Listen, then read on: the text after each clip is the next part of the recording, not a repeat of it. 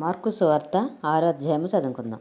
ఆయన అక్కడ నుండి బయలుదేరి స్వదేశమునకు రాగా ఆయన శిష్యులు ఆయనను వెంబడించిరి. విశ్రాంతి దినం వచ్చినప్పుడు ఆయన సమాజ మందిరంలో బోధింపనారంభించాను. అనేకులు ఆయన బోధ విని ఆశ్చర్యపడి, ఈ సంగతులు ఇతను ఎక్కడి నుండి వచ్చెను? ఇతనికి ఇయ్యబడిన ఈ జ్ఞానం ఎట్టిది? ఇతని చేతుల వలన ఇట్టి అద్భుతములు చేయబడుచున్నవి. ఇదేమి? ఇతడు మరియా కుమారుడు కాడా?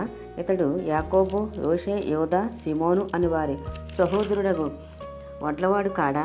ఇతని సహోదరిమణులందరూ మనతోనున్నవారు కారా అని చెప్పుకొనుచు ఆయన విషయమై అభ్యంతరపడిరి. అందుకు యేసు, ప్రవక్త తన దేశములోనూ తన బంధువులలోనూ తన ఇంటివారిలోనూ తప్ప మరి ఎక్కడనూ ఘనహీనుడు కాడని చెప్పాను.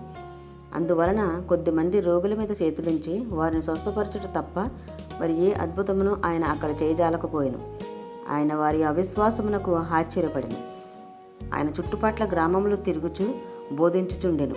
ఆయన 12 శిష్యులను తన యొద్దకు పిలిచి వారిని ఇద్దరిద్దరిగా పంపుచు అపవిత్రాత్మల మీద వారి అధికారం ఇచ్చి, ప్రయాణము కొరకు చేతికర్రను తప్ప రొట్టెనైనను జాలినైనను సంచిలో సొమ్మునైనను తీసుకొనక చెప్పులు తొడుక్కొనుడనియు 2 అంగీలు వేసుకొనవద్దనియు వారికి ఆజ్ఞాపించెను. మరియు ఆయన వారితో ఇట్లనెను, మీరెక్కడ ఒక ఇంట ప్రవేశించెదరో అక్కడ నుండి మీరు బయలుదేరు వరకు ఆ ఇంటనే బస చేయుడి. ఏ స్థలమందైనను జనులు మిమ్మల్ని చేర్చుకొనక మీ మాటలు వినకుంటే మీరు అక్కడ నుండి బయలుదేరినప్పుడు వారి మీద సాక్ష్యముగా ఉండుటకు మీ పాదముల క్రింద ధూళి దులిపివేయుడి. కాగా వారు బయలుదేరి మారు మనసు పొందవలనని ప్రకటించుచు అనేక దయ్యములను వెళ్ళగొట్టుచు నూనె రాసి అనేకులకు రోగులను స్వస్థపరచుచుండిరి. ఆయన కీర్తి ప్రసిద్ధి అయ్యెను గనుక రాజైన హేరోదు ఆయనను గూర్చి విని, బాప్తీసమిచ్చు యోహాను మృతులలో నుండి లేచి ఉన్నాడు గనుక అతని యందు అద్భుతములు క్రియారూపములగుచున్నవని చెప్పెను. ఇతరులు ఈయన ఏలియానియు, మరికొందరు ఈయన ప్రవక్తనియు, ప్రవక్తలలో ఒకని వలె నున్నాడనియు చెప్పుకొనిచుండిరి. అయితే హేరోదు విని, నేను తలగొట్టించిన యోహానే అతడు మృతుల నుండి లేచి ఉన్నాడని చెప్పాను. హేరోదు తన సహోదరుడగు ఫిలిప్పు భార్య అయిన హేరోదియను పెళ్లి చేసుకున్నందున, యోహాను నీ సహోదరుని భార్యను చేర్చుకొనుట నీకు న్యాయము కాదని హేరోదుతో చెప్పాను గనుక ఇతడు ఆమె నిమిత్తము యోహానును పట్టి తెప్పించి చెరసాలలో బంధించి ఉండెను. హేరోదియ అతని మీద పగబట్టి అతని చంపింపగోరెను గాని ఆమె చేత కాకపోయాను. ఎందుకనగా యోహాను నీతిమంతుడును పరిశుద్ధుడగు మనుషుడని హేరోదు విరిగి అతనికి భయపడి అతను కాపాడుచూ వచ్చాను. మరియు అతని మాటలు వినినప్పుడు ఏమి చేయను తోచకపోయినను సంతోషంతో వినుచుండెను.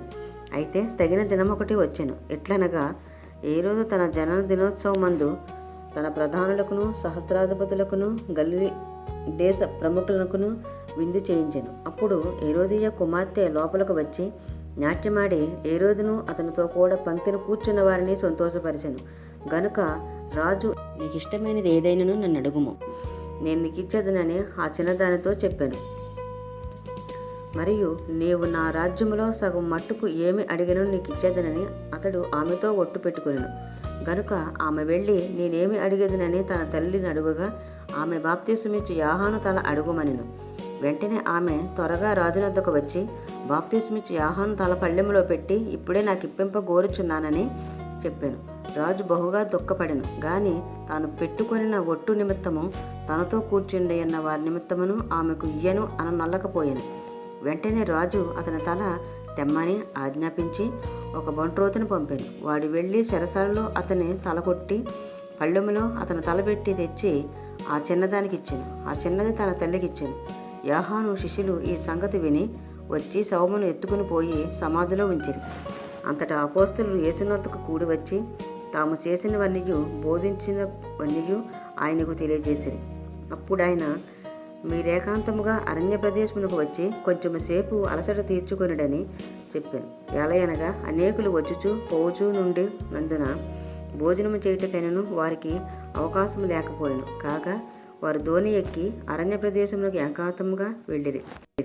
వారు వెళ్ళుచుండగా జనులు చూసి అనేకులు ఆయనను గుర్తెరిగి సకల పట్టణంలో నుండి అక్కడికి కాలినడకను పరిగెత్తి వారికంటే ముందుగా వచ్చారు. గనుక యేసు వచ్చి ఆ గొప్ప జన సమూహమును చూచి వారు కాపరిలేని గొర్రెల వలె ఉన్నందున వారి మీద కనికరపడి వారికి అనేక సంగతులు బోధింపసాగిను. చాలా ప్రొద్దుపోయిన తర్వాత ఆయన శిష్యులు ఆయన వద్దకు వచ్చి, ఇది అరణ్య ప్రదేశము, ఇప్పుడు చాలా పొద్దుపోయినది. చుట్టుపట్ల ప్రదేశమునకు గ్రామమునకును వారు వెళ్ళి భోజనముకైనను కొనుక్కునుటకు వారిని పంపివేయమని చెప్పిరి. అందుకైన మీరు వారికి భోజనం పెట్టుడనగా వారు, మేము వెళ్ళి 200 దేనారముల రొట్టెలు కొని వారికి పెట్టుదమా అని ఆయన అడిగిరి. అందుకైన, మీ వద్ద ఎన్ని రొట్టెలున్నవి పోయి చూడినని వారితో చెప్పాను. వారు చూసి తెలుసుకొని 5 రొట్టెలను 2 చేపలను ఉన్నవనిరి. అప్పుడు ఆయన పచ్చిక మీద అందరూ పంక్తులు పంక్తులుగా కూర్చుండవలనని వారికి ఆజ్ఞాపింపగా వారు 100 మంది చొప్పునను 50 మంది చొప్పునను పంక్తులు తీరి కూర్చుండిరి. అంతటా ఆయన ఆ 5 రొట్టెలను 2 చేపలను పట్టుకుని ఆకాశం వైపు కన్నులెత్తి ఆశీర్వదించి ఆ రొట్టెలు విరిచి వారికి వడ్డించుటకు తన శిష్యులకిచ్చి ఆ 2 చేపలను అందరికీ పంచిపెట్టెను. వారందరూ తిని తృప్తి పొందిన తర్వాత మిగిలిన చేపలను రొట్టె ముక్కలను 12 గంపలు ఎత్తిరి. ఆ రొట్టెలు తినిన వారు 5,000 మంది పురుషులు. ఆయన జనసమూహమును పంపివేయనంతలో దోణి ఎక్కి అద్దరనున్న బెత్సయిదాకు ముందుగా వెళ్ళడని ఆయన తన శిష్యులను వెంటనే బలవంతము చేసెను. ఆయన వారిని వీడుకొలిపి ప్రార్థన చేయటం కొండకు వెళ్ళెను. సాయంకాలమైనప్పుడు ఆ దోణి సముద్రం మధ్య ఉండెను. ఆయన ఒంటరిగా మెట్టనుండెను. అప్పుడు వారికి గాలి ఎదురైనందున దోణి నడిపించుటలో వారు మిక్కిలి కష్టపడుచుండగా ఆయన చూచి రాత్రి ఇంచుమించు 4వ జామున సముద్రం మీద నడుచుచు వారి యొద్దకు వచ్చి వారిని దాటిపోవాలని ఉండెను. ఆయన సముద్రం మీద నడుచుడు వారు చూసి భూతమని తలంచి కేకలు వేసిరి. అందరూ ఆయనను చూచి తొందరపడగా వెంటనే ఆయన వారిని పలకరించి, ధైర్యం తెచ్చుకునడి, నేనే, భయపడగుడని చెప్పాను.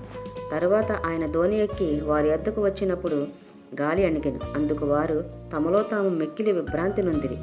ఆయనను వారి హృదయము కఠినమాయను గనుక వారి రొట్టెలను గూర్చి సంగతి గ్రహింపలేదు. వారు అవతలకు వెళ్ళి గెన్నెసరేతు దగ్గర ఒడ్డుకు వచ్చి దరి పట్టిరి. వారు దోణి దిగగానే జనులు ఆయనను గుర్తుపట్టి ఆ ప్రదేశం అంతటా పరుగెత్తుకుని పోయి ఆయన ఉన్నాడని వినిన చోటనకు రోగులను మంచముల మీద మోసుకుని వచ్చుటకు మొదలుపెట్టిరి. గ్రామంలోను పట్టణములో పల్లెటూళ్ళలోనూ ఆయన ఎక్కడెక్కడ ప్రవేశించినా అక్కడ జనులు రోగులను సొంత వీధిలో ఉంచి వారిని ఆయన వస్త్రపు చెంగు మాత్రం ముట్టనిమ్మని ఆయనను వేడుకొనిచుండిరి. ఆయన ముట్టిన వారందరూ స్వస్థత నొందిరి.